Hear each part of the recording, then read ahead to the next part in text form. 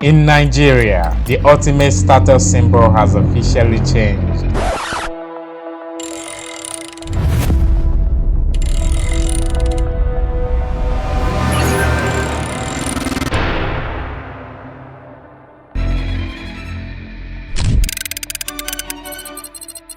For decades, the pinnacle of success was the red carpet, the designer suites, the flash ball of paparazzi, and the prestige of a lead role in a blockbuster.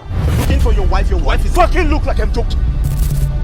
But if you look closely at the VIP lounge in Lagos today, the conversation has shifted. The stars aren't talking about their next script, they are talking about their next Series A funding round. You might have heard of Destiny Etiko, recently launched the Bill Point, also branded as Bill Me. I am the CEO of Billionaires, A bill payment mobile app designed to simplify utility like electricity, airtime, and data subscription. Have you downloaded my app? Bill Me. Welcome to the era of Nollywood tech pivots. We are witnessing a massive migration of wealth. The volatility of the acting world, where you are only as good as your last paycheck, is being traded for the scalable, recurring revenue model of the Nigerian tech ecosystem. Think about the math. A top-tier actor might earn a few million naira for a month of grueling work on set. It's a one-off fee, but a 5% equity stake in a fintech unicorn. Now that is generational wealth that grows while you sleep. The most successful icons realized early that their social capital, their millions of followers, wasn't just a fan base. It was a pre-acquired user base. They stopped being brand ambassadors for a flat fee and started becoming founders for a majority stake. Today, being called a tech founder has officially overtaken movie star as the ultimate Nigerian power move. How do you go from a film set in Enugu to a boardroom in Silicon Valley? It's not just about having money, it's about a cold-blooded strategic pivot.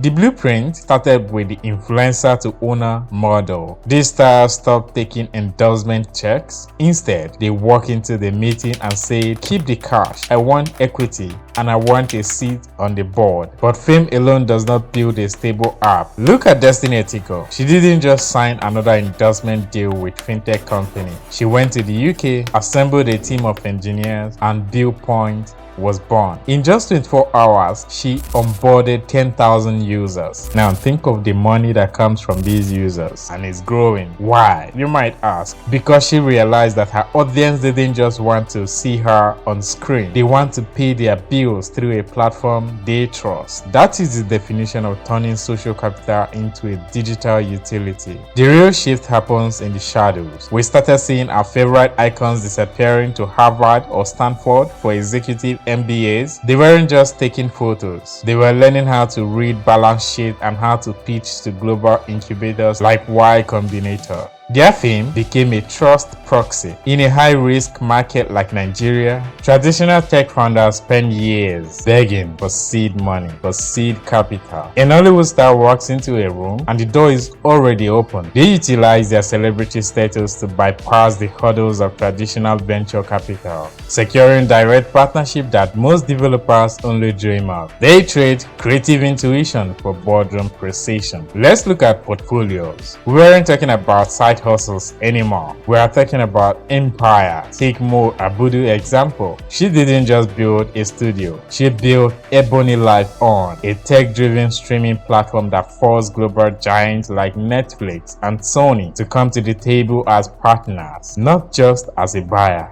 Way back in 2000, 2003, 2004, local content wasn't a big deal. We were still very much involved in whatever you Americans gave us, fed us, we took it, not realizing how important it was for us to tell our own stories, generate our own content, talk about our own superstars, make our own superstars, and talk about things that are in our society. She turned African storytelling into a scalable digital product. Then there is Williams Uchemba. He pivoted from child stardom to become one of the most influential tech ecosystem enablers in the country. But while some are building apps, others are building the entire ecosystem. This will be the first ever tech summit of this scale in the southeastern part of Nigeria. We are looking to empower 5,000 tech enthusiasts, embodying entrepreneurs from all parts of Nigeria.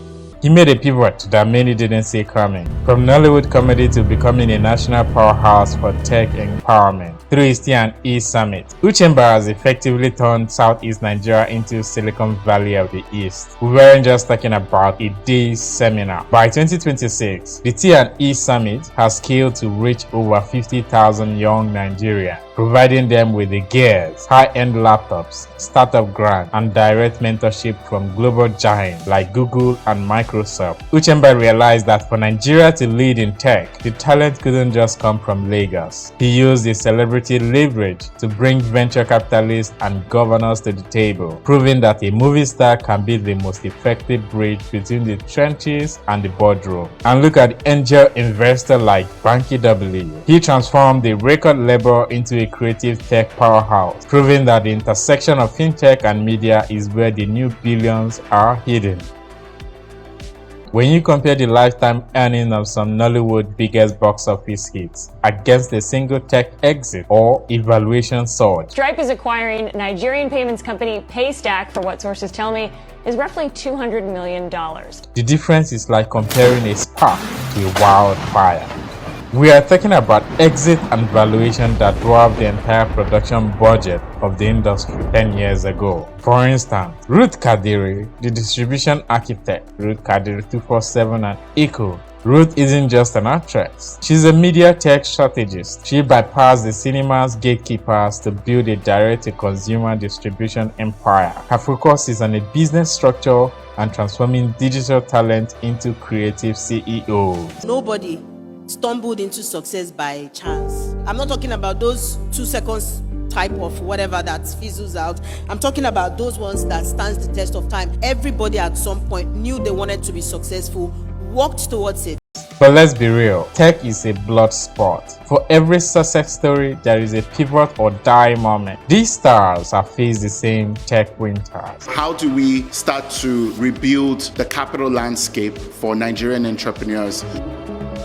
As everyone else, crashing servers, fluctuating currencies, and high-stake failures of the app that never gained traction. Many of them had to burn their own personal capital to keep their digital dreams alive. But this is where the Nollywood grit comes in. There is a legendary resilience required to survive the trenches of the Nigerian film industry. If you can produce a featured film in 7 days with a failing generator and no budget, you are uniquely prepared for the pressure of the tech startup. The smartest ones knew what they didn't know then. They didn't try to write the code themselves. They used their wealth to hire world-class CTOs, engineers, ensuring their venture were backed by elite softwares, not just celebrity branding. They brought the greats, and the expert brought the gear. So where does this lead? The new money from tech is now cycling back into the industry that started it all.